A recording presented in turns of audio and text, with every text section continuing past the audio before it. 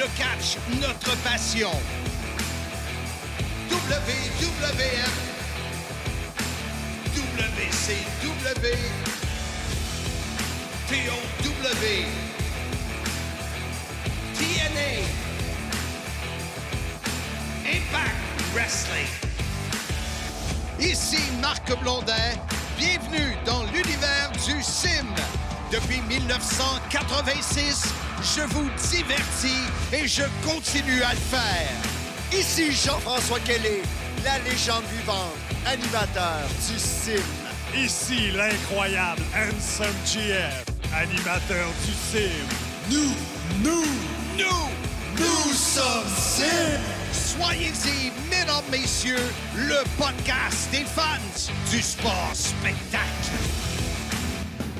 Pour la publicité de films fanatiques, laissons les clients s'exprimer. La meilleure boutique de films à Montréal, 5 étoiles, Mario Carrière. Excellent service et de bons prix, très recommandé, 5 étoiles, J. Carlos Martinez. La meilleure place au Québec pour les DVD, point final. Rapport qualité-prix et service exceptionnel. Félicitations, Alexandre Bédard. Excellent endroit pour tout collectionneur de films et de BD. À la boutique Film Fanatique, au marché aux puces Saint-Michel, vente, échange, achat. Pour plus d'infos, Facebook, Film Fanatique. Au marché aux puces Saint-Michel, 7707 avenue Shirley, Montréal, sortie 75 de l'autoroute 40. Salut tout le monde, bienvenue au podcast Soyez-y, mesdames, messieurs. Mon nom est Handsome GF pour cette édition hors série du podcast, en compagnie, bien évidemment, de... Attends un peu, là. Hors série, là, tu parles comme le Canadien. Boboy, tu me coupes pour ça? Oui, puis je veux savoir, il se passe quoi avec ta voix? Tu l'as laissée à Atlanta? Oui, vous allez en savoir un peu plus tard quand on va faire une discussion sur les coulisses de notre voyage. Pourquoi j'ai perdu ma voix? Vas-y. On recommence en compagnie, bien évidemment, de Mr. Fun International, Top of the World, The Original, Vintage depuis 1958. Self-proclaimed legend. La légende des pauvres, Marc Blondin. Comment ça va, Blondin? Reste poli, la voix des pauvres. Oui, effectivement, effectivement. Ça va bien, ça va bien. Écoute, on est revenu samedi. C'était un voyage rapide. Puis mes fils m'attendaient avec plein de soumissions, plein de contrats. On a un gros mois de février qui s'en vient pour Monsieur Fun. Je travaille sur Simmania 2. En tout cas, ça bouge. Bon, parfait. Par moi de ça. Écoute, les auditeurs, aujourd'hui, on va faire ça en 2 volets. La première partie de ce podcast spécial va être sur les matchs en tant que tels. On parle de Hard to Kill, là, on ne l'a pas dit. Oui, Hard to Kill 2023, où on a été ce week-end dernier à Atlanta. Donc, on va passer à travers la carte rapidement, nous donner les commentaires sur les matchs. Puis ensuite, on va aller à la pause. Puis au retour de cette pause-là, on va faire un peu de commérage, de bavassage, parler des coulisses, des anecdotes un peu plus drôles. Donc, on commence tout de suite avec le premier match qu'on a eu dans la soirée. Avant, je veux dire comment j'étais content que Impact fasse un 10 Bell Salute à Don West qui est décédé. Un gars avec qui j'avais travaillé dans le temps de TNA. Un gars plein d'énergie, sympathique. C'est vraiment une perte pour l'industrie, puis on fait les 10 cloches avec tous les lutteurs qui étaient sur la scène. Ça, j'ai trouvé ça vraiment sharp et touchant. Oui, puis Don West, qui a été, pour ceux qui ne le connaissaient pas, c'était l'analyste de couleur colorée qui accompagnait Mike Tenay, qui était le professeur Mike Tenay, qui était le Marc Blondin de l'époque à TNA. Donc, Don West, il était là longtemps à faire des gros spéciaux, du merch, puis de la grosse pub pour vendre des packages. Lui, écoute, c'était un vendeur né. Fait qu'en plus d'être color, il faisait ça, il s'occupait des ventes spéciales pour Impact, là, pour TNA. Oui, la marchandise, un peu comme le sim.shop. Oui. Sim.shop. Hey, écoute, on débute avec le premier match qu'on a eu dans la soirée. Tu veux-tu parler de Mike Bailey, là? Ben écoute, soit les Dead Dolls avec Gisèle Shaw, Evan. Vas-y, comment tu le sens? Oui, ben ce combat-là, c'est un combat que les gens n'ont pas vu. Ouais. On ne l'a même pas vu, nous autres, sur notre Countdown 2. Ouais. C'était pas là, mais oui. Hey, à noter, là, à tous les auditeurs, le décompte est présenté en français sur Fight et ce, gratuitement. On le savait pas. On le savait pas, on l'a appris. Donc, Une chance qu'on l'a fait, puis on l'a fait comme faux. On aurait pu niaiser, puis comme c'est assez facile pour moi, mettons. Oui, mais on est des professionnels, donc prenez ça en note tout de suite. Rebellion va avoir lieu le 16 avril prochain, qui est un dimanche à Toronto, dans le Rebel Night Club. Une place fantastique avec un jeu de lumière extraordinaire. Donc, le pre-show, le décompte vers Rebellion va être disponible sur Fight TV. Donc, ceux qui ne sont pas sûrs de vouloir commander l'événement, au moins le 16, allez voir le pre-show. Puis je suis sûr que ça va vous convaincre de commander l'événement. Donc, on commence tout de suite avec le match de Mike Bailey. Oui, et ceux qui, justement, qui l'ont vu ou qui vont le voir, je ne sais pas, il y a quelqu'un qui m'a dit hier, ouais, vous avez mis l'accent beaucoup sur le vieux. Je pense que c'est Liam qui m'a dit ça. Le gars de mon âge qui a 72 ans, en passant, c'est pas mon âge. J'ai 64 ans, Sam. Eh, boy, je veux voir. On est loin de 72, là. Non, mais à côté de lui, tu avais l'air plus vieux. Puis même, on a posé la question, parenthèse, je suis en bac dans le commérage, mais c'est pas grave. J'ai demandé à Cornbread, qui est un des caméramans, le plus costaud des caméramans de l'histoire de la lutte. Brian aussi, oui. Brian, surnommé Cornbread. Et j'ai demandé, est-ce que Marc a l'air plus jeune que David Penzer? Et il a dit, non, David Penzer a l'air plus jeune. Donc, parce que dans le temps, j'avais pas la barbe, puis là, j'ai la barbe blanche. C'est ça, le Père Noël des pauvres, ça t'aide pas. Donc, ce combat-là, il y avait Angels qui vient de Design, il y avait Yuya Uemura, il y avait Delirious, j'ai de la misère. Delirious. OK. Il y avait Mike Jackson, le gars de 72 ans, et il y avait Mike Bailey, et il y avait Kushida. Celui qui a gagné le combat, c'est Kushida. Et à un moment donné, écoute, le combat pour notre Québécois, Mike Bailey, s'est bien passé jusqu'au moment où Kenny King, qui devait être au Mexique, selon ce que tu as dit, est arrivé de nulle part, puis il est venu frapper. Il n'était pas dans le combat, là. Il était bien en habit de rue, qu'on appelle, là, en jeans, puis tout le kit. Puis il est venu attaquer notre Mike Bailey national. Exactement. Un super bon match pour mettre la table pour l'événement principal d'Hard to Kill. Écoute, de la voltige, bien de belles séquences. Ça s'est terminé avec Kushida, avec son fameux overboard lock. Donc, il monte son adversaire sur le troisième câble. Un flip à l'arrière avec une clé de bras qui garde la clé de bras au sol, puis Angels qui a abandonné. Donc, ça a été un très, très, très bon match pour terminer le décompte vers Hard to Kill. Ensuite, on est arrivé à l'événement principal. Puis ce qu'on a appris pendant le décompte vers Hard to Kill, c'est que le premier match de la soirée... On n'a pas eu... tu voulais pas parler de Black Taurus puis tout ça, non? Oh, écoute, on peut en parler vite. Vas-y, on peut en parler, vas-y. On a eu ce combat-là entre Trey Miguel et puis... Pour le titre, quand même pour le titre de la Division X. Un combat qui, je trouve que ça se plaçait très bien dans un décompte avant l'événement. On aurait pu très bien mettre ce combat-là dans l'événement. Et Miguel a conservé son titre. Grosse différence de gabarit entre les deux. Mais Miguel était une coche au-dessus, là. Oui, puis il a utilisé un peu de ruse. Il avait caché deux, j'allais dire canettes de peinture. Des bonbonnes de peinture. Canettes de peinture aérosol. Pas canettes, on salue pour les Français. On les salue, ils sont sûrement à l'écoute. Oui, j'espère qu'ils sont à l'écoute. Écoute, en aérosol, il en avait caché deux sous le ring, puis il était brillant, Trey Miguel. Il en a mis une dans ses culottes que l'arbitre ne voyait pas, puis il a pris l'autre dans ses mains. Donc, quand il est arrivé dans le ring, l'arbitre a pris celle qu'il avait dans ses mains, a tourné le dos. Black Taurus est allé pour sa prise de finition Destination Hell-Hole. Donc, il prend un peu Trey Miguel, un peu comme quand Marc a pris Jazz. Et on la salue, il est sûrement à l'écoute dans les mains lorsqu'il l'a marié. Puis quand il est allé pour le lever, Trey Miguel il a envoyé la peinture dans les yeux et a fait sa nouvelle prise de finition que Marc a très bien traduit. Ah, attends un petit peu. Scorpion, attends un peu. Je l'ai écrit parce qu'elle n'était pas facile à... Scorpion Kick. Oui, je l'avais, ça, pourtant, dans mes notes, puis je ne la trouve plus, là. Scorpion Kick. Le coup de pied du scorpion en spirale d'éclair. Voilà, Scorpion Kick. Spiral Lightning. C'est quelque chose. Oui. Quand tu sais que tu veux compliquer un move, là, tu l'appelles de même.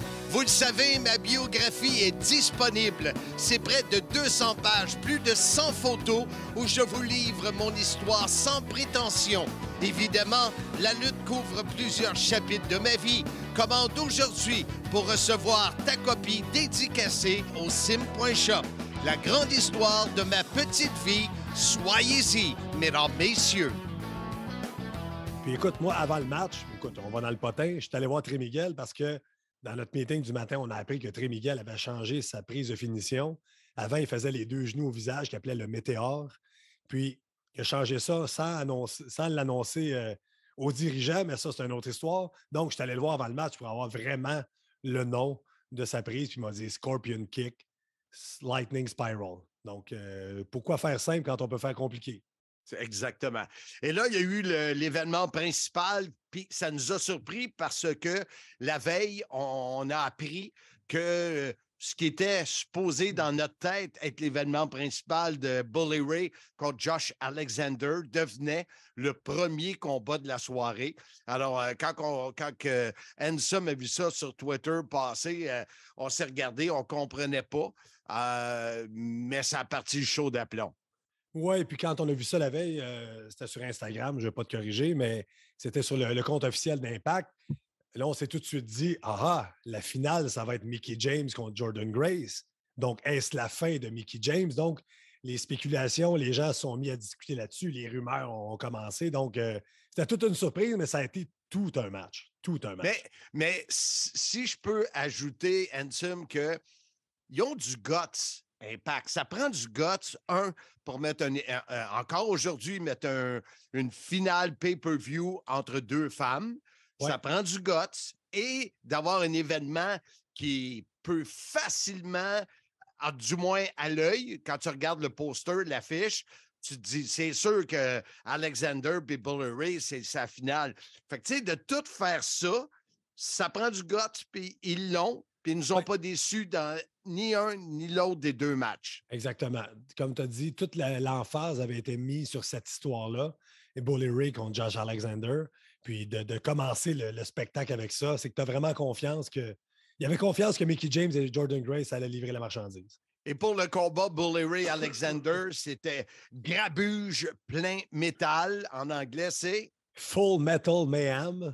Donc, c'était des tables, des chaises et des échelles. Donc, ça ressemble un peu à la formule d'un TLC, là, Tables, Ladders and Chairs, qui a été popularisée à la WWE. Donc, puis ça n'a pas déçu, là, dès le début, Bully Ray rentre au ring, est allé se cacher sur le stage. Quand Josh Alexander est sorti, il l'a attaqué par derrière, l'a passé immédiatement à travers une table. Oui, dans la première minute, je pense. Ensuite, il l'a sorti à l'extérieur, coup de ceinture au visage. Là, on a vu de la couleur. Donc, Josh Alexander saignait du front. Bully Ray en a profité, a été très, très vicieux et cochon pendant le combat. Il est même venu prendre la bouteille de Marc Blondin à sa table. Oui, j'ai failli me lever et dire « Hey, le gros, donne-moi ma bouteille! » Finalement, je me suis calmé. Puis moi, je me disais, est-ce que Blondin est dans le coup avec Bully Ray? Mais non, peut-être pas. Là, pas à ce point-là, il n'est pas si big. Donc, je l'ai dit souvent dans la soirée qu'ils sont venus se battre devant nous, là, mais vous comprendrez que notre table là, était directement où il y avait l'action. On était même mieux placé que nos collègues américains. Donc, Bully Ray avait le contrôle. Ensuite, tu as les Good Hands qui sont venus lui donner un coup de main pour ne pas faire de jeu de mots. Parce qu'il y a eu 3 run-in dans ce combat-là. Oui, exactement. Puis, le premier run-in, ça a été notre ami Tommy Dreamer qui est venu qui est venu essayer d'aider Alexander. Ensuite, il a demandé... Mais attends un peu, quand il est arrivé avec la poubelle... Il a demandé la poubelle à Bully Ray. Puis on pensait que Dreamer se ralliait à son ami, ancien membre de la ECW avec lui. Mais non, il a frappé Bully Ray. Le match a continué. Ensuite, Hooch et Skyler, les Good Hands, sont arrivés, ont aidé Bully Ray à attacher Josh Alexander comme Jésus-Christ sur le 3e câble. Avec des attaches autobloquantes. Oui, ce qu'on appelle des tie wraps. Écoute, on est allé sur le fly, comme on dit. On a réussi à trouver l'information que ça s'appelait des attaches autobloquantes. Attaches autobloquantes. Puis ensuite, le dernier run-in qu'on a eu, c'était l'épouse de Josh Alexander qu'on croyait qu'elle n'était pas sur place, qui est arrivée de la foule, puis qui s'est mis devant son mari pour demander pitié à Bully Ray. Ensuite, Bully Ray il a demandé, je vais te frapper, demande-moi pardon, demande-moi pardon. Et qu'est-ce qu'elle a fait quand il est allé pour la frapper? Le coup dans les parties intimes. Oui, donc un bon low blow, en bon français. Elle a gardé son bras longtemps, là, longtemps, longtemps. Puis ensuite, elle a même fait une manœuvre, et sur le coup, je ne me rappelais plus du nom, que Spike Dudley faisait. On appelait le acid drop. Donc, elle l'a en bulldog et elle monte sur le troisième câble et elle retombe avec lui en pleine face. Ouais, je te dirais, je pense que c'était le deuxième câble. Là. Je pense pas que c'était le Non, troisième. c'est qu'elle elle tient dans ses bras puis elle monte avec, elle prend de l'élan sur le troisième câble, ça tombe en bulldog. Donc, le visage de Bully Ray dans les punaises qui avaient été mis dans le ring. Elle aussi, elle en a eu partout. J'ai vu ça sur les médias sociaux. Elle et Josh ont pris des photos après que même Bully Ray avait des punaises partout sur leurs bottes, sur leurs vêtements. Puis ça a amené au C4 Spike de notre ami Josh Alexander pour le compte de 1, 2, 3. Ah, et bien sûr, conserver son titre champion Impact. Ouais. On a eu ensuite pour le titre par équipe, ouais, puis élimination. Juste parenthèse, après ça, il y a eu un branle-bas de combat extraordinaire parce que après ce match-là, il y a un vidéo package, un montage vidéo sur la rivalité qu'il y a eu entre les 4 équipes qui s'est mis à jouer. Puis je pense que ça durait 2 minutes et demie. Mais là, il y avait un carnage extraordinaire à ramasser des tables, des punaises, des échelles, des chaises. Puis on entendait dans nos oreilles notre ami Josh Matthews, qui est le producteur, dire à tous le ring crew, ceux qui s'occupent du ring, dépêchez-vous, dépêchez-vous, dépêchez-vous. Un bout de temps, je pensais qu'il n'y arriverait pas, puis qu'on manquerait de temps, puis le timing ne serait pas bon. Mais comme de vrais professionnels, tout a été ramassé à temps pour entendre la première musique de l'équipe que j'adore, que je pensais qu'il deviendrait champion par équipe, les Major Players, du lutteur le plus professionnel, Brian Myers, et de la vedette 2022, à mes yeux, dans la lutte professionnelle, Matt Cardona. Dans ce combat-là, il y avait également Bullet Club avec Ace Austin et Chris Bay. Il y avait Heath et Rhino. Et il y avait les champions, ceux qui avaient le titre, Motor City Machine Guns, soit Alex Shelley et Chris Sabin. Et c'était tout un combat. Moi, j'étais un peu déçu que les deux équipes de gars plus gros, soit les Major Players et Heath et Rhino, soient les premières équipes éliminées. J'aurais aimé ça que la fin se passe entre une équipe de plus petit gabarit, une équipe de plus gros gabarit, mais ce fut un très, très bon combat et les Motor City Machine Guns ont conservé leur titre. Oui, intervention des Major Players après avoir été éliminés. Ils sont venus distraire Austin et Bay du Bullet Club. C'est ce qui a mené au finish, la victoire des Motor City Machine Guns. Un de mes combats préférés de la soirée, sinon mon combat préféré, avec des gros bonhommes comme ça qui savent bien travailler la foule. Donc, c'est un très bon match aussi. Fan de lutte, tu cherches une idée de cadeau? La boutique en ligne sim.shop est l'endroit où tu trouveras une panoplie d'items aux couleurs de ton podcast préféré, le Sim. Soyez-y, mesdames, messieurs. Visite sans tarder sim.shop.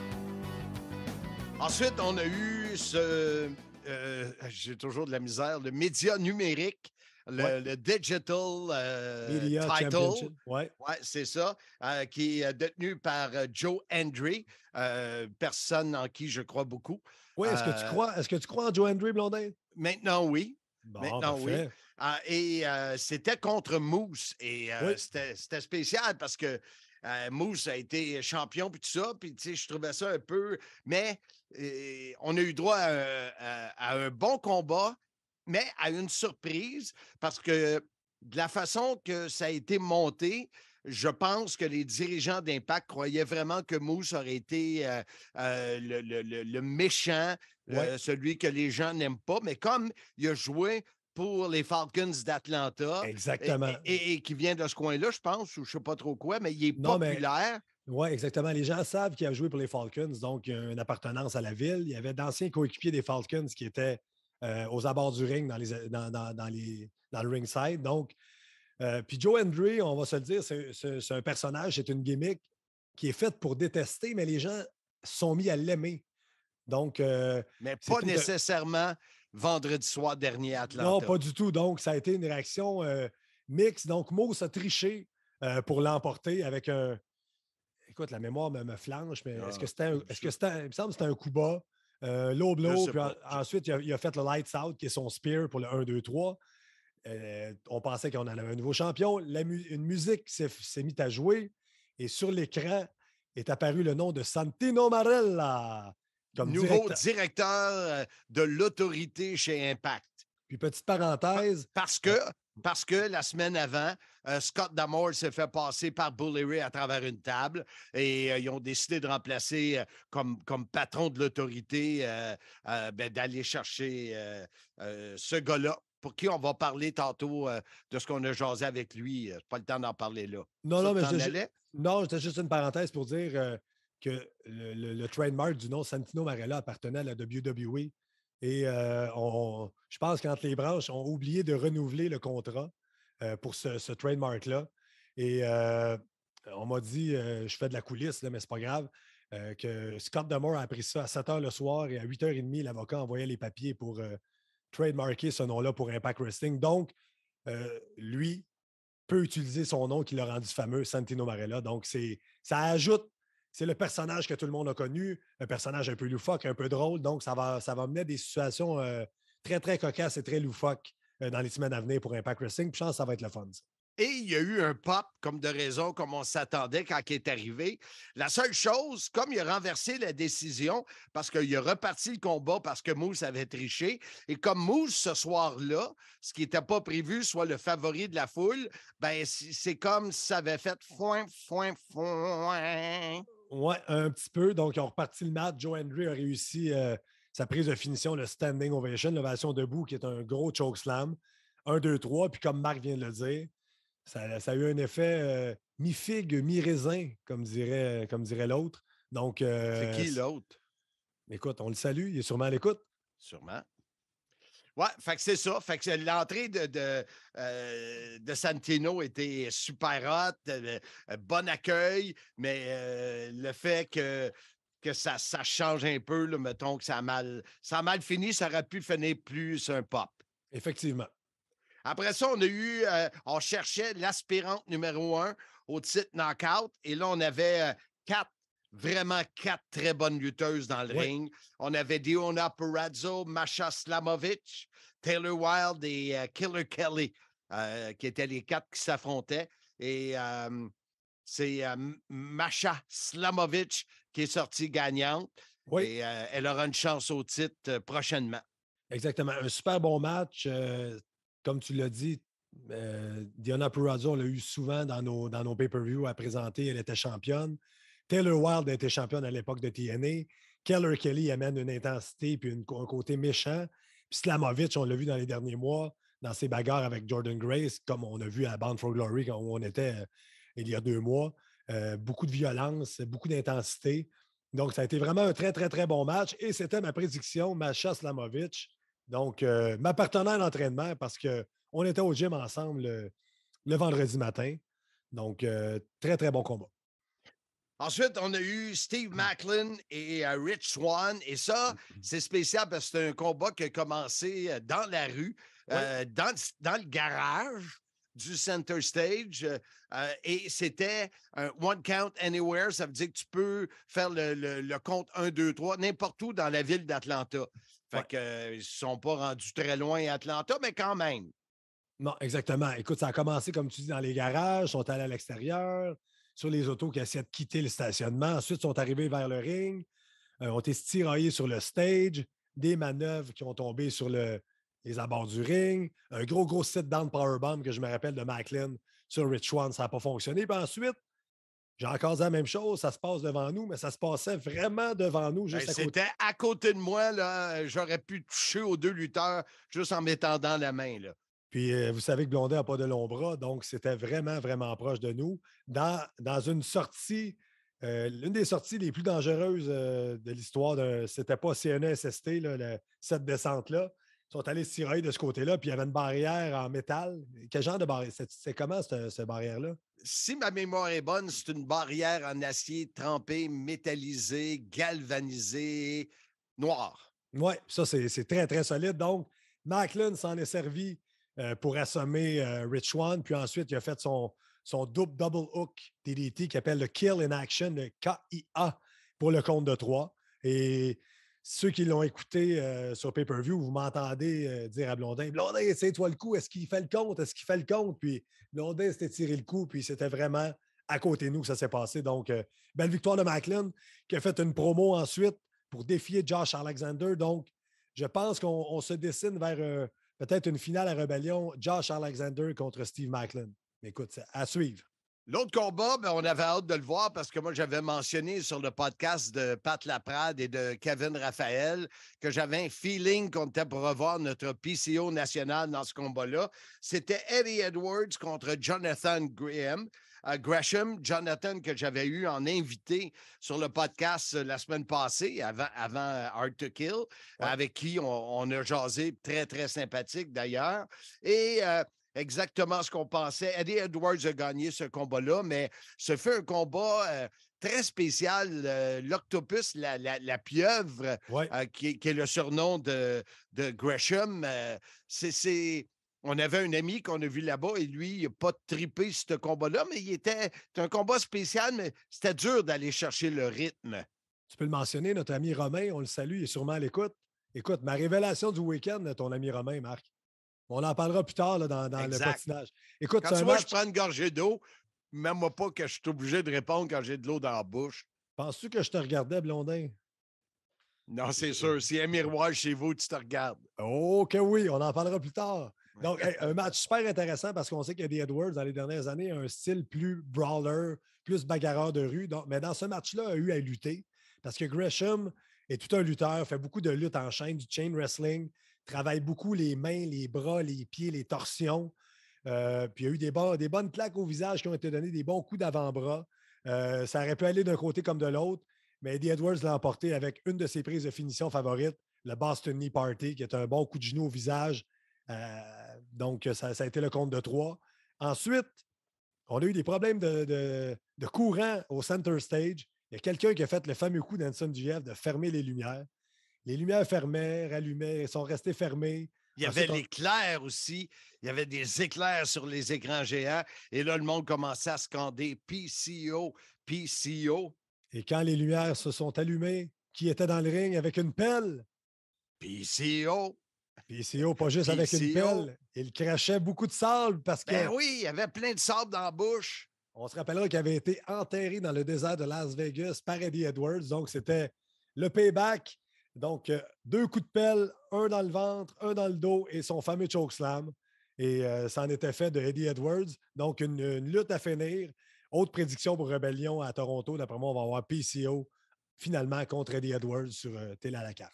Quand on a vu PCO aller, là, il n'y avait pas de l'air rouillé, il n'y avait pas de sable dans l'engrenage.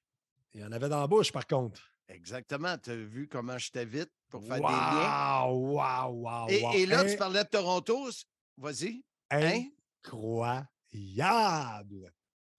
Ah, tu as mis un L, là? Incroyable. D'habitude, tu dis incroyable. Non, moi, j'ai du vocabulaire. Là. Commence pas. Oui. Là. Je cherche pas le trouble, moi. T'as assez de budget de mettre un L, langue sale. Oui. Et tantôt, il a parlé de Rebellion. Oui, Rebellion devait avoir lieu au New Jersey. Et là, c'est à Toronto. Donc, j'ai l'impression, et Toronto, c'est quoi? C'est 5 heures de route. J'ai l'impression qu'on va avoir beaucoup de fans du Québec qui vont se retrouver pour Rebellion pour aller voir ça. Et on a fait la promo, là, comme tu as dit tantôt, c'est dans un gros club. Ça va être spécial à voir. J'espère qu'il va y avoir beaucoup de pancartes de Handsome GF dans les estrades de nos fans. Peut-être une coupe de pancartes de Monsieur Fun, mais ce n'est pas nécessaire. Non, Monsieur Fun, ce n'est pas nécessaire. On n'a pas de clientèle à Toronto. Non. Et il nous reste la finale avant de tomber dans le patinage. Et comme on en a parlé tantôt, on pouvait pas, on espérait, mais on ne pouvait pas avoir la confirmation que ça serait un si bon combat que ça entre Jordan Grace, la championne, face à Mickie James. C'était titre contre carrière et quel combat, Handsome. Oui, c'était le The Last Rodeo, le dernier rodéo. Mickie James avait battu tout le monde en mettant sa carrière en jeu. Là, c'était le point culminant. Et comme on a dit tantôt, quand on a appris que ce match-là allait être la finale, tout le monde s'est dit, c'est ce soir que ça se termine, ça va être le send-off, bye-bye, merci Mickie James. va perdre dans le ring. Un peu comme Ric Flair avait fait à WrestleMania avec Shawn Michaels. Mais ça a été tout un combat. Mais non, Mickie James l'a emporté et est redevenue championne knockouts. Donc, Et juste avant que tu ailles plus loin, ouais. pour faire croire en plus aux gens que ça pouvait être le dernier combat de Mickie James, ils ont fait venir des gens d'une tribu amérindienne parce qu'elle est de descendance amérindienne. Il y avait un chef avec le tambour. Un peu comme ça. Boy. Il y avait une danse amérindienne et elle était couverte de peau d'animaux. Dans les premières rangées, il y avait son fils, il y avait sa mère, son père, un autre monsieur, sa famille. Fait que tout était là pour qu'on se dise, regarde, ils ne feront pas ça à chaque combat. Fait que on pensait vraiment que c'était pour être la fin et ça a surpris tout le monde. Ça a surpris tout le monde. Puis ils ont bien joué le combat parce que c'était la force brute de Jordan Grace contre la vitesse de Mickie James. Puis Mickie James a vraiment, dans ce combat-là, a payé le prix. Donc, elle est allée chercher la sympathie des gens. Donc, c'est un combat très bien montré, très bien amené. Donc, à la fin, quand Mickie James l'a emporté, et le pop qu'elle a eu, c'était extraordinaire pour devenir c'était la 5e fois qu'elle devient championne knockout à TNA Impact. Alors, on va faire une pause. Si vous voulez rester là pour le patinage, vous devriez rester là. Oui. Et les coulisses de Hard to Kill, on revient après la pause. Le monde de Monsieur Fun est disponible. Animateur, DJ, thématique et plus. Visitez monsieurfun.com, mfun.com ou le 1-800-665-3386. On est de retour sur le podcast Soyez-y, mesdames, messieurs. Un spécial hors série sur Hard to Kill où nous étions à Atlanta, Georgie, le week-end dernier. Et il s'en est passé des choses. Là, c'est le patinage. Puis on va avoir du fun, c'est plus léger. Là. Vas-y. Oui, écoute, c'est un peu ce qu'on a vécu. Là. On est parti très, très tôt le jeudi. Moi, je veux que tu comptes ton affaire, comment ton séjour a commencé dans ton bain. Oui, écoute, pour ceux qui ne le savent pas à l'écoute, j'aime beaucoup prendre des bains pour relaxer. Donc, j'ai 3 enfants. Donc, le seul moment où je peux vraiment relaxer seul, c'est dans le bain. Je me réveille à 3 heures du matin après une nuit très, très, très courte parce que mes enfants se couchent quand même tard, puis ils sont pas couchables, puis ils dorment mal. Tout ça pour dire qu'à 3 heures du matin, j'ai mis mon cadran et je suis allé partir ma voiture avant de partir à l'aéroport.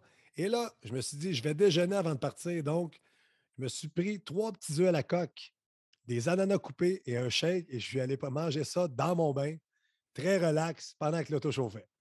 Alors, tout le monde a une image dans la tête là, avec ça. Puis là, il n'y avait pas son maillot de bain en léopard. Là. Il était vraiment. C'est spécial. Une chance qu'il y avait de la mousse qu'on ne voit pas dans notre tête, l'image. C'est comme tu dis, c'est spécial. C'est spécial. Spécial. Écoute, ensuite, on se dirige vers l'aéroport. Marc Blondin. Chacun dans nos véhicules, on n'est pas ensemble. Oui, Blondin, un homme très prévoyant, avait réservé son Park and Fly. Et moi, la veille, je veux réserver mon Park and Fly, qui est un stationnement un peu plus loin de l'aéroport. Et il n'y a plus de place. Donc, en VIP que je suis, je me suis stationné dans le stationnement étagé, qui coûtait 30$ de plus que celui de Marc. Et donc, j'étais VIP, je suis arrivé très rapidement où on devait faire l'enregistrement. Ensuite, ce fut l'arrivée triomphale de Marc Blondin. Vous auriez dû voir ça. Les femmes lançaient leur soutien-gorge tellement elles étaient excitées. Donc, on remplit notre boarding pass, notre carte d'embarquement sur les terminaux. Et Marc, qui ne devait pas trop lire, a lu bien vite, coche 2 fois, je ne suis pas vacciné et tout ça pour dire qu'ils disent va au comptoir. Donc, ils sont allés vérifier, à montrer ses preuves vaccinales. Tout ça pour dire que je vais me chercher un billet moi aussi en même temps que Marc. Je demande, on peut être assis ensemble. Et ça donne qu'on a des billets côte à côte dans l'allée d'urgence. Donc, s'il y avait eu une urgence sur l'avion... C'est moi qui ouvrais la porte. Et la vie des passagers dépendait de Marc Blondin et de sa capacité d'ouvrir la porte et de la soulever. C'est la première fois dans ma vie que je pouvais être doorman. Oui, exactement. Donc, on a-tu des choses avant d'embarquer dans l'avion? Non, on n'a rien. En tout cas, moi, c'est quand j'ai vu avec ta valise en léopard. Là, valise en léopard. J'ai fait une story là-dessus. Là, toi, t'es gênant. L'autre fois, c'est une valise rose, puis là, une valise en léopard. On a de l'air des beaux petits couples. J'ai de l'air de ton sugar daddy. Oui, valise en léopard, gracieuseté de mon épouse, Alexandra, qui est sûrement à l'écoute. On la salue. Donc, j'avais la valise de léopard, j'avais le petit sac d'avion. On n'avait pas mis de bagages en soute. On n'a pas pris de chance. Donc, on embarque dans l'avion. Je dis, je vais me mettre sur le bord du hublot. Il n'y a pas de place pour mes jambes. Je dis, Marc, tu as les jambes un peu plus courtes. Prends ma place. Je Le me pire, c'est lève. qu'il y avait de la place. C'est la même place pour les jambes. Il y avait une petite. C'était mal fait. C'était mal fait. En tout cas. Fait que là, je dis, OK, ils m'ont changé de place. Tu sais, c'est une princesse, lui-là. Là. Il se lève, il se pète la tête sur le. Voilà. Donc, mais écoute, Ça allait bien. mis à part ça, on décolle, le vol va bien. De grandes discussions entre moi et Marc. On refait le monde. On se compte des peurs. Tout va bien. Donc, on a tiré à Atlanta. Comme on a dit tantôt, pas de bagages en soute. Donc, on débarque de l'avion. Dans l'aéroport d'Atlanta, qui est immense, soit dit en passant. Écoute, c'est incroyable. C'est incroyable comment l'aéroport d'Atlanta, c'est gros, là, c'est fou. C'est fou. On a pris un genre de petit métro souterrain pour se rendre à la station pour les autos de location. De cette Attends, station on prenait un train d'un terminal à un autre pour arriver au bout et il prenait un autre train ouais, pour train aller au Car Rental Center qui est gigantesque. Oui, puis là, on arrive là-bas, puis c'est super bien fait. Vous avez l'allée, prenez l'auto que vous voulez. Donc, Marc s'est enligné vers un Jeep Compass Mais blanc. attends, avant de Voilà. choisir le Jeep, moi, je m'en vais au comptoir et puis celle-là était bonne. Là. Je la compte là, parce que j'ai pas d'orgueil. Ah, ben oui, c'est vrai. Je donne ma carte à la fille, puis elle essaie de le rentrer directement dans la machine. Ça marche pas. Puis là, le gars, elle revient au comptoir. Il faudrait que tu ailles au comptoir parce que ton permis de conduire, il n'a pas de l'air d'être accepté. Fait que là, le gars, il pitonne, puis il pitonne. Puis à un moment donné, il sort un lit, puis il fouille dans le lit. Pendant ce temps-là, une sub m'attend. Puis là, je comprends pas trop. Il dit, ça fait si longtemps que vos permis de conduire sont de même. Ça doit faire au moins 10-15 ans. Ça n'a pas changé, tu sais. À un moment donné, il me dit, ça se peut-tu que ce que tu m'as donné comme pièce, c'est ton assurance maladie? Fait que là, je regarde, j'avais pas donné mon permis, j'avais donné ma carte d'assurance maladie. Ça part bien. Bravo, Marc. Bravo.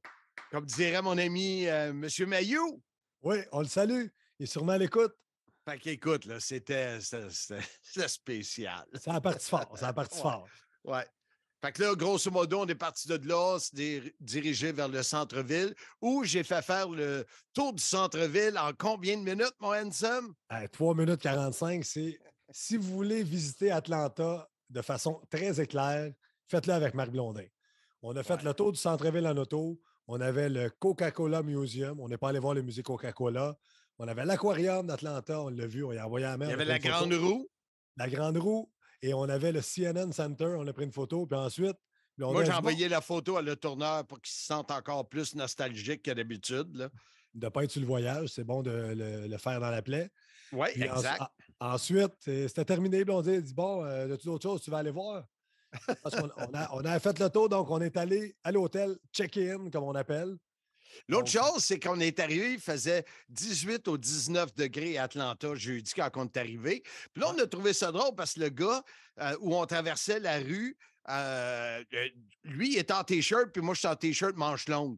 Fait qu'on avait enlevé nos manteaux, mais le gars, il avait une cagoule, puis tout ça. Eux autres, ils trouvaient ça froid à 18-19 degrés, mais le lendemain, il faisait 0, moins 4 avec le facteur vent. Fait qu'on s'imaginait ce gars-là, il devait geler ou dire « Moi, je rentre pas travailler, c'est trop froid. » Voilà. Donc, après, on est allé à l'hôtel, on est allé à notre chambre, on a décompressé. J'en ai profité pour faire une petite sieste. Ah oui, je vais à la toilette, je sors de la toilette, il dort puis il ronfle. Ça va bien. Je choisis le restaurant pour notre souper. Et quand il se lève, je dis, regarde, j'ai choisi ce restaurant-là.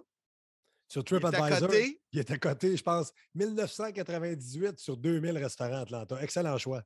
Fait qu'on on a changé de place et on a décidé d'aller près du stade des Falcons, Mercedes, je pense, Mercedes-Benz Stadium, oui. Et c'est ça, on me confirme que c'est ça. Cédric qui est à l'écoute, on le salue. Et on le salue. Et on est allé au Stats. Et c'est comme une belle cage au sport. C'est hot, c'est sharp. Puis on allait là pour le 5 à 7. Il y avait 12 membres du personnel et 5 clients. Ouais. Puis après, Aucune ambiance. non, après on s'est promené au centre-ville. Mais Puis, la bière surette était très, très bonne. ouais, Marc Blondin avait soif. Et puis on a oublié de parler qu'on est allé dans un centre d'achat, puis qu'il y avait un gros food court, puis on a pris de la bière encore là, mais ça, c'est pas grave. Il n'y a pas eu de tant d'anecdotes là-bas, mais on a oublié ça dans l'histoire, mais peu importe. Ensuite, on s'est promené autour de cette place-là, le Stats, puis il y avait beaucoup de suburban, il y avait beaucoup de policiers. Puis Ah oui, on a des super policiers en Harley, là, il était. Puis écoute, il y avait des polices, là, il était peut-être une vingtaine de Harley. service secret était là avec Ouais, l'oreillette. des Suburban noirs, là, Ouais. j'en ai vu passer. Voyons donc, qu'est-ce que là? Tout ça pour M. Fun? Ben non. Mais non, c'était le gouverneur de la Géorgie qui avait fait une allocution, une présence. On a appris ça plus tard. Chers auditeurs, nous sommes à la recherche de commanditaires pour nous aider à défrayer les dépenses de 2023 pour les 4 voyages d'Impact Wrestling. D'être près du ring pour nous et d'écrire l'action, c'est vraiment une expérience unique. Ces commanditaires recevront bien sûr l'appui des médias sociaux, publicité lors des événements et tellement plus. Contactez-moi pour plus de détails et devenez un commanditaire de nos événements Impact Wrestling. Ensuite, on est retourné à l'hôtel. Oui, puis là, parce qu'au Stats, on a juste pris une petite entrée. Oui, on est retourné à T'sais, l'hôtel. on n'a pas pris un gros souper, t'es allé à l'hôtel, relaxer un petit peu, on est allé chercher de la bière au dépanneur pour la soirée, puis tout ça. Puis après ça, on a marché, on est allé à 20 minutes de notre hôtel, on était quand même bien placé. Puis ça, c'est spécial. J'essaie de me rappeler toujours quand je donne l'exemple, c'est comme un restaurant pour apporter où il y a quelques tables. Ici, on pourrait comparer ça. C'est quoi le restaurant où tu prends les Pokéballs, là, Général Tao, là, il y en a un ici. Sushi Shop. Thai. Thai Express. Fait que c'est comme un Thai Express, puis dans la même place, il y a un bar. C'est comme... C'est bizarre. Ça fait vraiment bizarre. Puis en plus, on avait notre barman Mark qui s'occupait de nous autres, là, un barman old style, old school. Ouais, un vieux de la vieille qui en a vu d'autres, puis il nous avait arrivé. Je pense qu'il nous a aimés tout de suite. Il s'est présenté. Puis écoute, on a un service extraordinaire, mais comme tu le disais, c'était assez spécial. Restaurant style fast-food avec un bar complet, une télé avec du sport, puis... Puis un gars qui voulait être mon ami. Ben oui, lui, il t'aurait jasé toute la soirée si on n'était pas parti. C'est lui qui m'a annoncé qu'il avait fermé les écoles plus tôt à cause d'un risque de tornade. Oh, écoute, j'écoutais pas. Tu vois comment ça m'intéressait? Oui, je le sais. Là, on est retourné à l'hôtel et c'est là qu'on a rencontré, je m'en ai dit, mon ami Romain.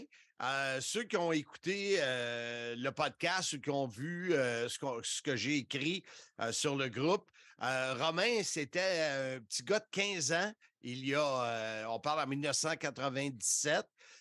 Qui écoutait les émissions World Championship Wrestling de Le Tourneur et moi. Il prenait toutes nos niaiseries, puis faisait un top 10, puis il mettait ça dans une newsletter. Oui, je regarde. Moi, je vois ta face qui se dit, ouais, il y avait du stock. Oui, il y avait du stock pour en faire un top 1000.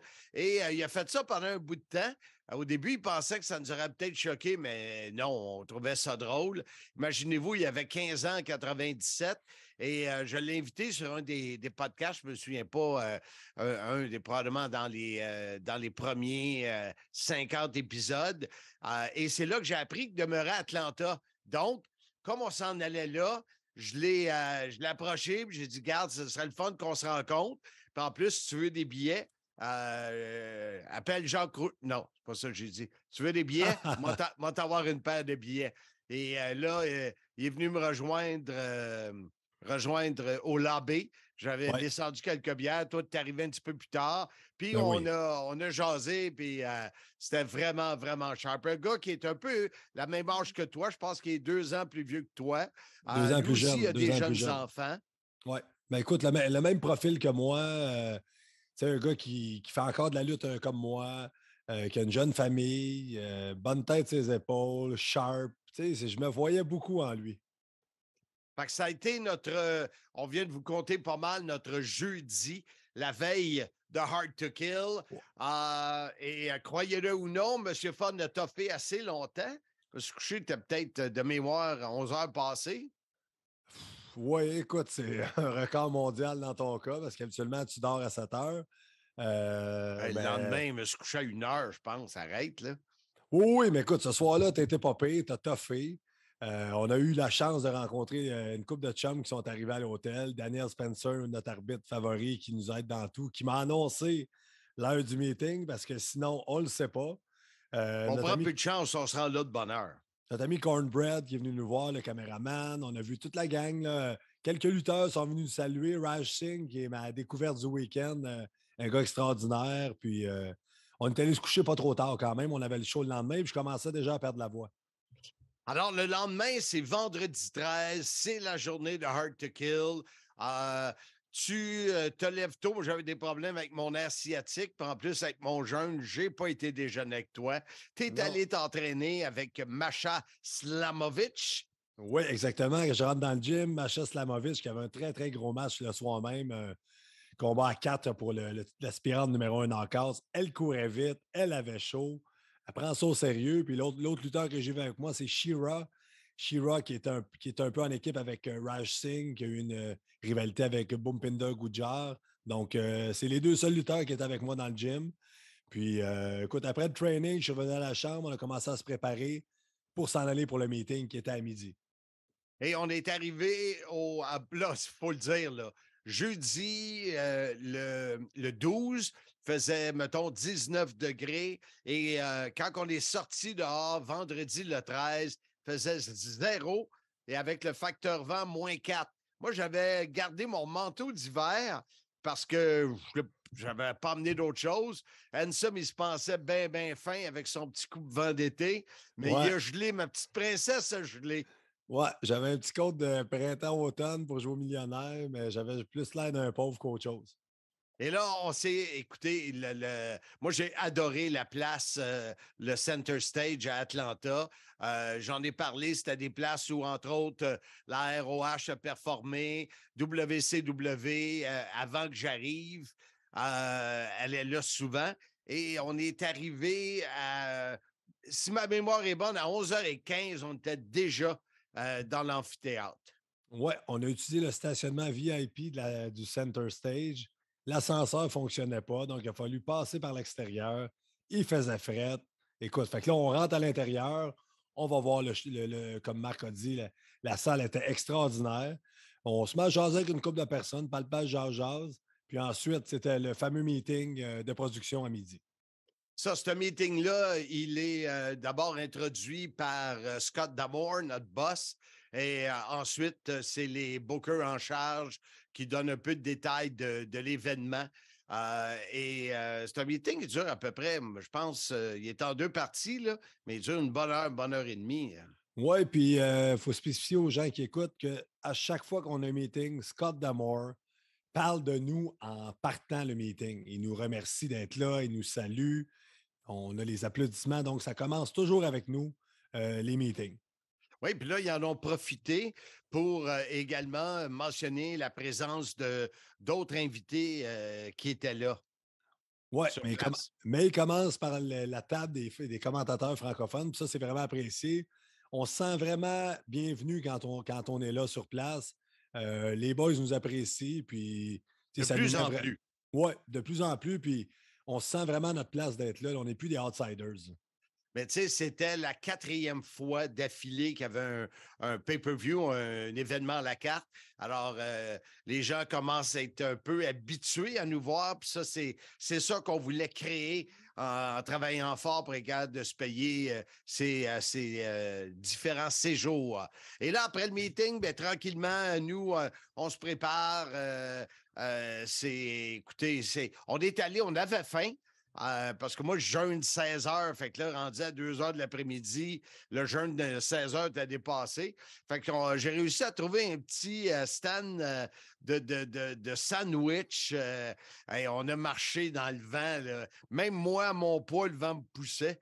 Fait Hey, que, ça n'a non, aucun pas vrai. sens. Le vent m'a dépeigné. Puis là, J'avais on placé. s'en va, puis Ansem, ce qu'il dit, hey, j'avais tout placé mes cheveux. Ben oui, le peu de cheveux qui me reste, j'ai réussi à placer ça. Le vent, tout scrap à patente, comme on dit.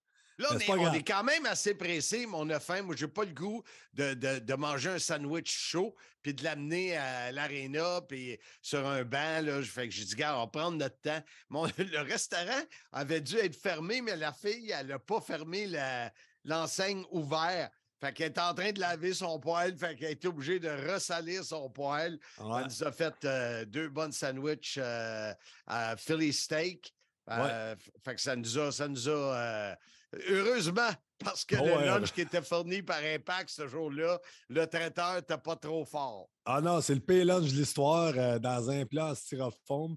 Du poulet froid, du petit riz froid, des nachos pas mal secs avec un peu de salsa. Donc, Mais les nachos secs, ça, c'est bon. C'est quand ils sont mous qu'ils sont pas bons. ouais, mais il était pas frais. Écoute, c'est le pire lunch qu'on a eu, mais heureusement qu'on était à ta place à sandwich, même si ça avait l'air misérable comme place, ça nous a sauvé la vie. La boutique Film Fanatique a maintenant sa section de lutte avec VHS, DVD des années 80, 90 et 2000. Figurines, livres de lutte à bon prix. Et de plus, nous cherchons à augmenter notre inventaire. Si vous avez des articles de lutte qui ne vous servent plus, contactez-nous sur Facebook. Film Fanatique, boutique Film Fanatique au marché aux puces Saint-Michel. Vente, échange, achat. Ouvert vendredi, samedi et dimanche de 9h à 17h. Marché aux puces Saint-Michel, 7707 avenue Shirley, Montréal, sortie 75 de l'autoroute 40. Film Fanatique. Et là, entre autres, parce que quand même, on n'a pas 4 heures à vous compter notre week-end, malgré que c'est parti. Ouais.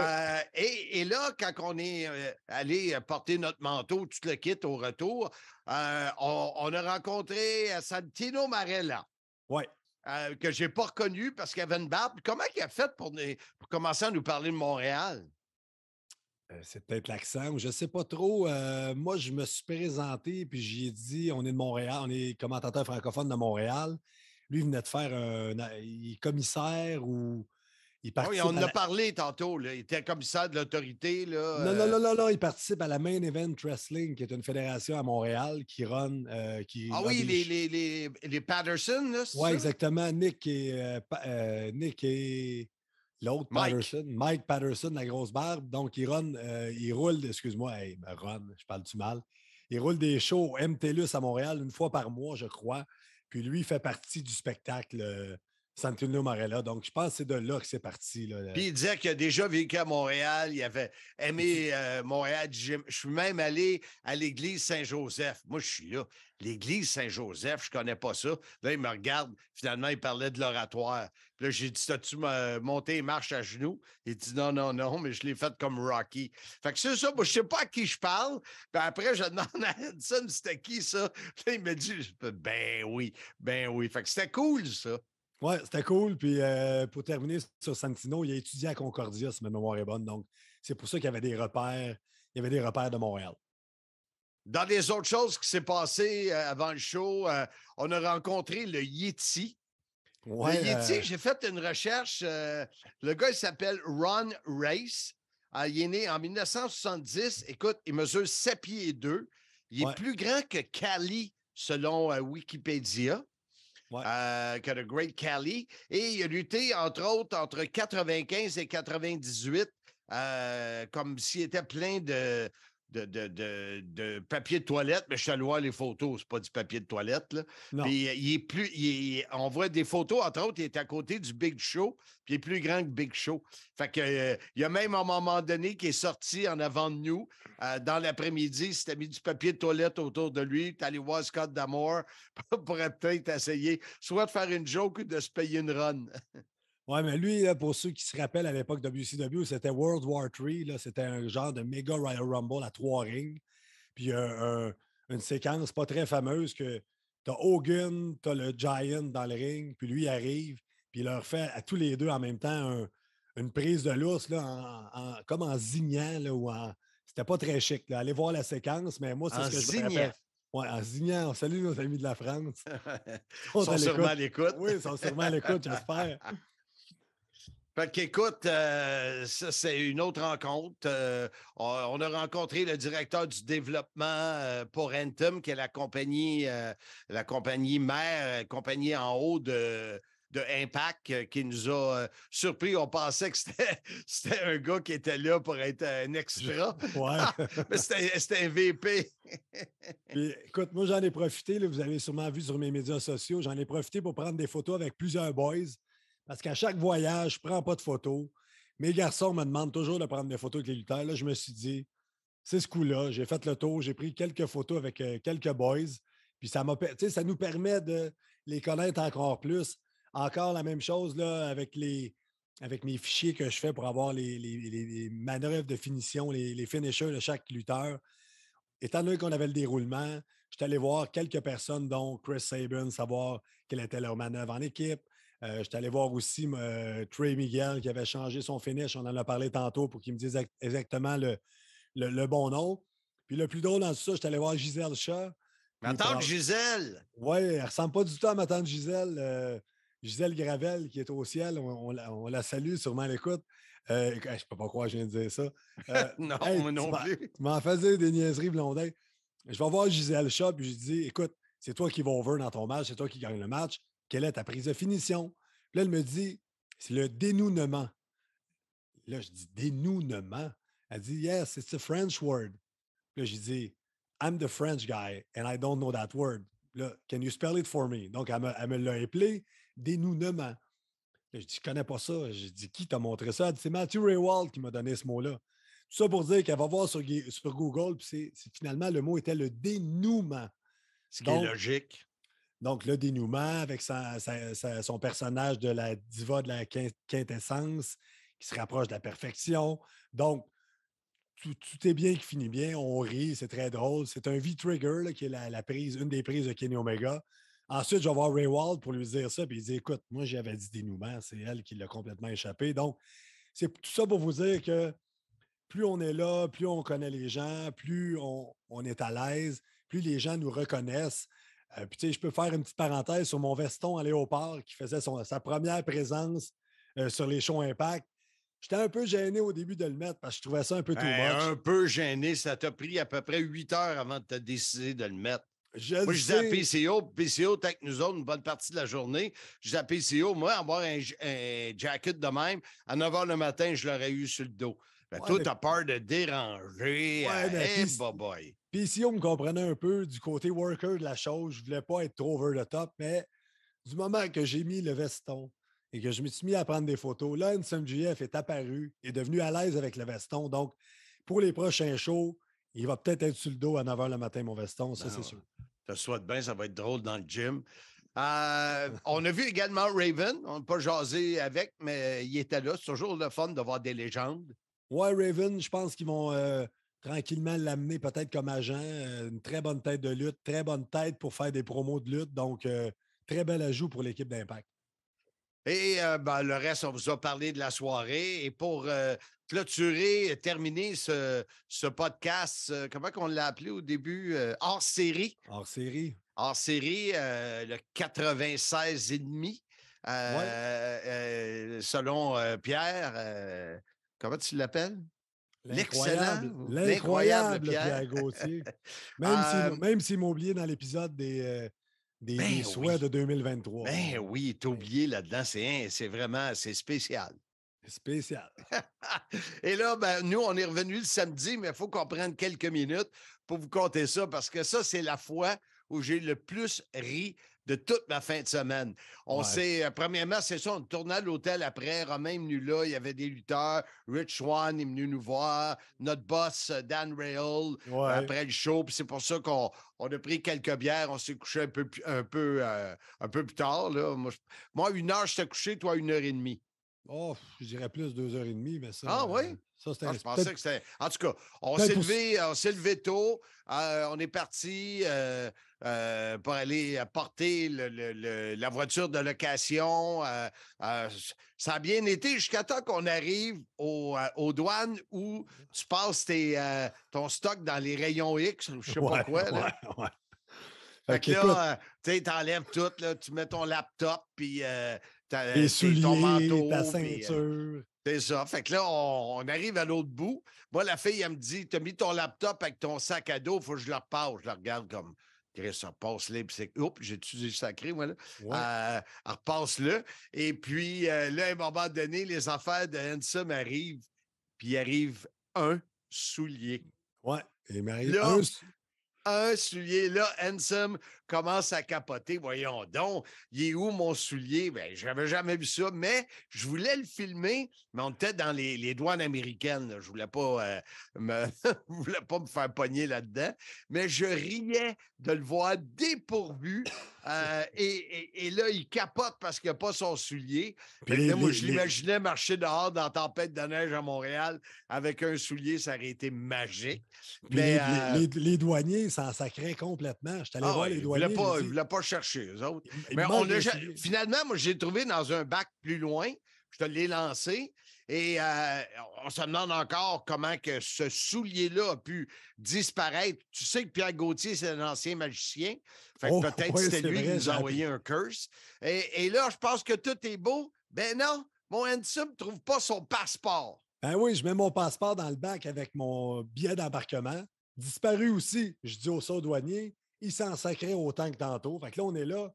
J'ai mes 2 souliers, pas de passeport, pas de billet d'embarquement. Il s'est écoulé peut-être au moins 5 minutes, le temps qu'une des plus dégourdies qui s'en sacrait se rapproche là-bas. Puis écoute, ils ont retrouvé mon passeport, mais où était passé mon passeport et mon soulier tout ce temps?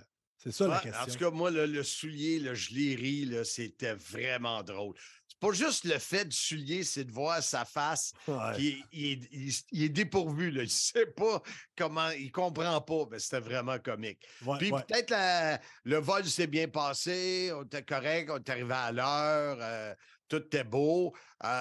Puis moi, la dernière anecdote que j'ai à compter, c'est quand on est parti, je suis parti avec mon manteau d'hiver, OK, mais je n'ai pas amené de gants, puis je n'ai pas amené de bottes, parce que premièrement, je me dis, je m'en vais à Atlanta.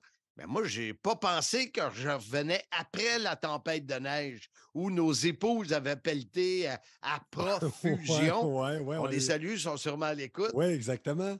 Et écoute, là, le gars me débarque parce qu'on l'a dit au début, on n'était pas ensemble. Lui, il était dans le garage avec un toit. Puis moi, j'étais dans le park and fly des pauvres. Oui. Écoute, le chauffeur me débarque. Lui, il doit avoir ri de me voir. Je regardais l'auto. Il n'y avait plus aucun collant SIM que je pouvais avoir. Et tout le tour, il ne déneige pas. Fait il y avait de la neige. Je suis en running shoe, pas de gants. Écoute, je pense que ça m'a pris après une demi-heure à déneiger pour sortir ça. Et comme dirait notre ami Éric Mailloux, bravo, Marc! Bravo, Marc! Fait que c'est ça, écoutez, ça résume, c'est un long résumé, mais il y en a qui aiment ça, nous écouter, puis on voulait faire quelque chose de spécial parce qu'il y en a plusieurs d'entre vous qui nous ont aidés à pouvoir faire ce voyage-là, fait qu'on est très contents. Et on vous rappelle que le prochain, c'est le 16 avril, et ça sera à Toronto, au Club Rebel. Oui, ce serait le fun qu'il y ait une délégation du Québec pour venir voir le spectacle avec des pancartes Handsome GF et quelques pancartes Monsieur Fun. Et là, je vous le dis tout de suite, la semaine prochaine, l'épisode, c'est ton moment Royal Rumble. Sera co-animé par Jean-François Kelly.